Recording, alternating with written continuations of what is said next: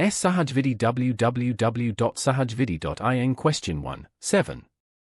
B. Both horizontal and vertical agreements are included in Section 3 of the Competition Act, 2002 even when horizontal agreements are considered more harmful in comparison to vertical agreements. Discuss. Model answer. The statement accurately reflects the approach of the Competition Act, 2002, towards anti-competitive agreements.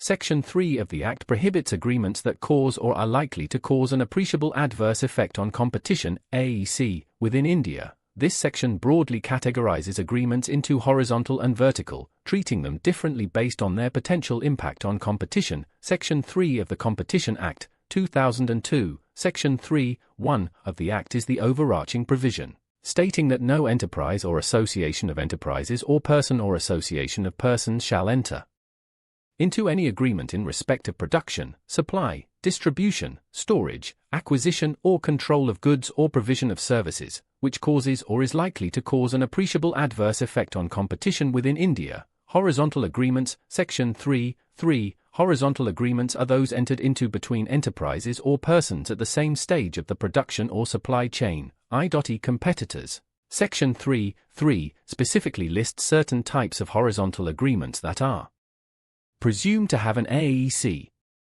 These include agreements that directly or indirectly determine purchase or sale prices, limit or control production, supply, markets, technical development, investment, or provision of services, share markets or sources of production or provision of services by way of allocation of geographical area of market, type of goods or services, or number of customers, directly or indirectly result in bid rigging or collusive bidding. Why horizontal agreements are more harmful? Horizontal agreements are generally considered more pernicious because they involve direct collusion among competitors. Such agreements eliminate competition at its core, leading to higher prices, reduced output, lower quality, and less innovation for consumers. Are often referred to as cartels and are typically subject to a per se rule, meaning their anti-competitive nature is presumed without needing extensive proof of actual harm. The Competition Commission of India, CCI, and courts generally view these agreements with severe disapproval due to their direct and significant negative impact on market dynamics and consumer welfare. Vertical agreements. Section 3(4). Vertical agreements are those entered into between enterprises or persons at different stages or levels of the production or supply chain. Section 3(4) lists specific types of vertical agreements: tie-in arrangement, requiring a purchaser of goods to purchase other goods; exclusive supply agreement, restricting the purchaser from dealing with other suppliers; exclusive distribution agreement, restricting the seller to supply goods only to a specific distributor; refusal to deal, restricting a person from acquiring or supplying goods; resale maintenance, requiring a purchaser to sell goods at a specified price.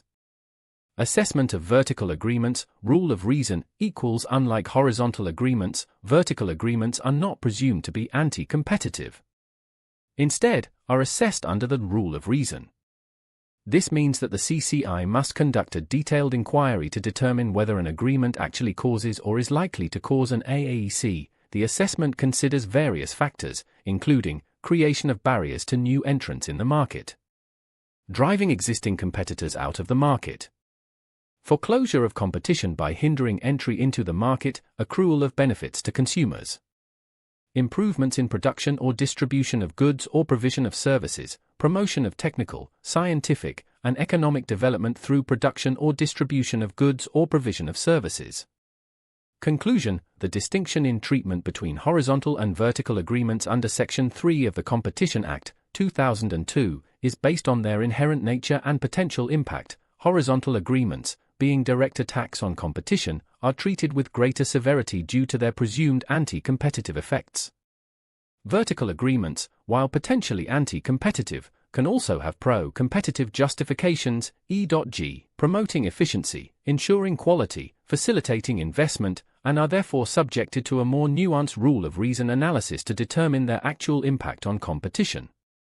This differentiated approach allows the CCI to effectively tackle various forms of anti-competitive conduct while avoiding stifling legitimate business practices. Please visit our website www.sahajvidhi.in for more content. Price 3 they such.